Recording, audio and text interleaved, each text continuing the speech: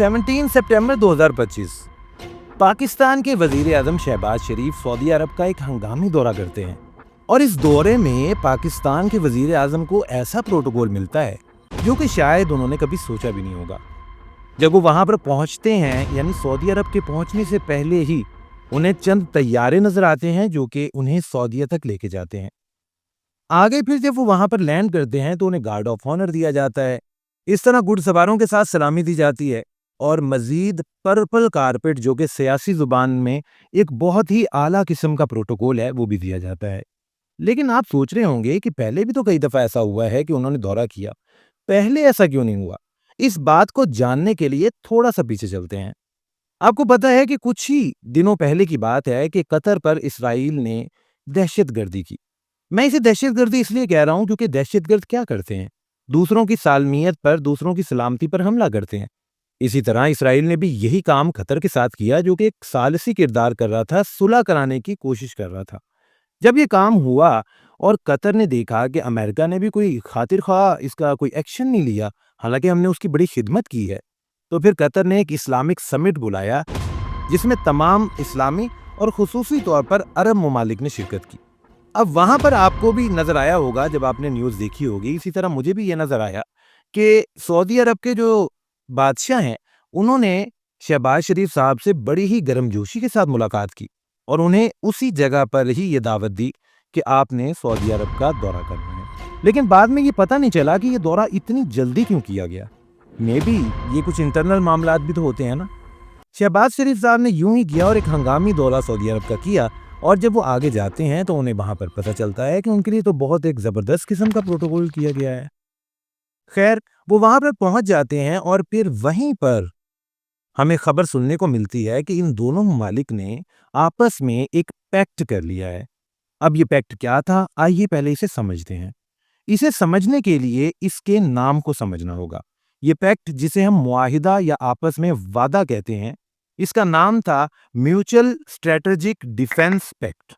अब म्यूचुअल का मतलब होता है बाहिमी, यानी ये दोनों ममालिक ने आपस में एक मुआहिदा किया कि हम आपस में मिलकर एक हिफाजती तौर पर एक मुआहिदा कर रहे हैं, जिसमें अगर पाकिस्तान पर कोई हमला करेगा तो ये दोनों मुल्क आपस में इस चीज को कंसीडर करेंगे कि हम दोनों पर हमला हुआ है और दोनों मिलकर उस मुल्क से निपटेंगे।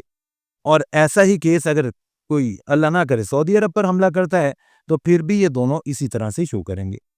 अब आप सोच रहे होंगे कि कुछ अर्सा पहले वो जो नेटो हुआ था, जिसमें 32 ममालिक ने आपस में इसी तरह का एक मुआहिदा किया था, तो उसके बावजूद सऊदी अरब को क्या जरूरत थी ये करने की?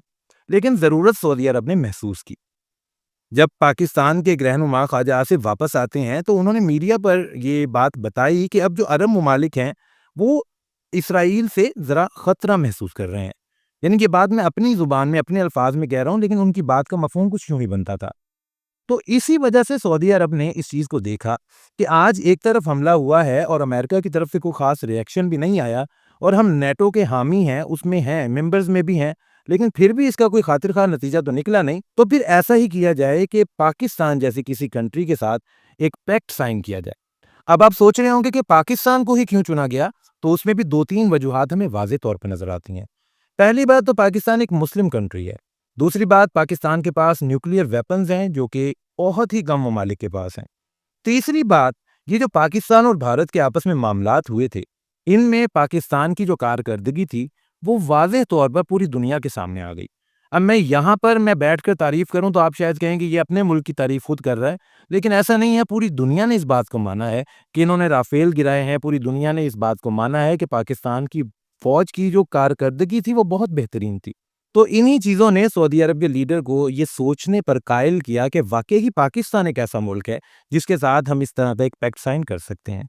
और माजी में भी जो पाकिस्तान और सऊदी अरब के ताल्लुकात या आपस में जो रिलेशंस हैं वो बहुत अच्छे रहे हैं।